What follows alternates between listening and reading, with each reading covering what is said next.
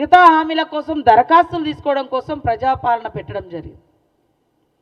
అంటే మేము 7వ తారీఖు నాడు ప్రమాణ స్వీకారం చేస్తే 9వ తారీఖు నాడే ఇంకెప్పుడు అమలు చేస్తారు అని మాట్లాడారు. 5 సంవత్సరాల క్రితము మరి ఏకకాలంలో రుణమాఫీ అని చెప్పి కనీసం ఎంత ఘోరంగా రైతులను ఇబ్బంది పెట్టిరో మర్చిపోయారా నేను అడుగుతున్నా. 10 సంవత్సరాల క్రితం మొట్టమొదటి హామీగా దళితుడే ముఖ్యమంత్రి అని చెప్పారు. 10 ఏళ్ళైనా కూడా మరి మీరు దానికి పూనుకోకుండా 3వసారి కూడా మీరే ముఖ్యమంత్రి కావాలని చేసినటువంటి ఈ మోసం ప్రజలు మర్చిపోలేకనే అన్ని వర్గాల పార్టీ కాంగ్రెస్ పార్టీ అని కాంగ్రెస్ పార్టీకి అవకాశం ఇచ్చారు. 10 ఏళ్ళు దోచుకున్న దోపిడి దొంగలు మీరు అని ప్రజలు గ్రహించే మీరు 420 అని ప్రజలకు తెలుసు కాబట్టే 2004 నుంచి 14 వరకు ప్రజా సంక్షేమాన్ని గుర్తుపెట్టుకున్న ప్రజలు తెలంగాణ ఇచ్చినటువంటి కాంగ్రెస్ పార్టీకి అవకాశం ఇచ్చారు. ఎందుకు తట్టుకోలేకపోతున్నారని మేము అడుగుతున్నాం.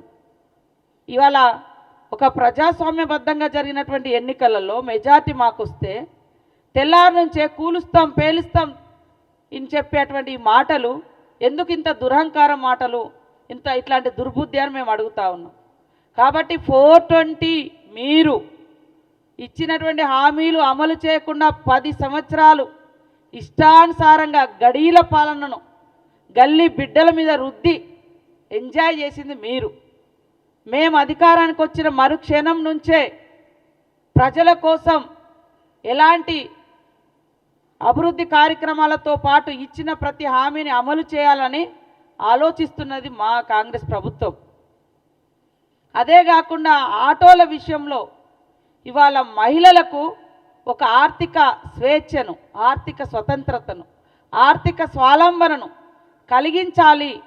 వాళ్ళ అవసరాలన్నీ తగ్గించుకుంటున్నారు, మహిళలు బయటికి రాలేకపోతున్నారు, వాళ్లకు ఒక ఆర్థిక భారం పడకుండా ఉండాలని ఫ్రీ బస్ చేస్తే అత్యంత దుర్మార్గంగా ఆటో డ్రైవర్లను, ఆటో వాళ్ళను రెచ్చగొడుతూ రోడ్ల మీదకి తీసుకొచ్చి ఇది ఉద్యమము అంటారు, లేదా వాళ్ళ కడుపు కొడుతున్నారు అంటున్నారు. మా మేనిఫెస్టో చైర్మన్ శ్రీధర్ బాబు గారు ఆటో బస్సుల యొక్క ఫ్రీ బస్ పెట్టేటప్పుడు కూడా కొంతమంది ఆటో యూనియన్లతో డిస్కస్ చేసి వాళ్ళకి ఎలాంటి రాయితీలు కావాలో కూడా మాట్లాడడం జరిగింది. భవిష్యత్తులో కూడా వాళ్ళని ఆదుకోవడానికి కూడా సిద్ధంగా ఉంది.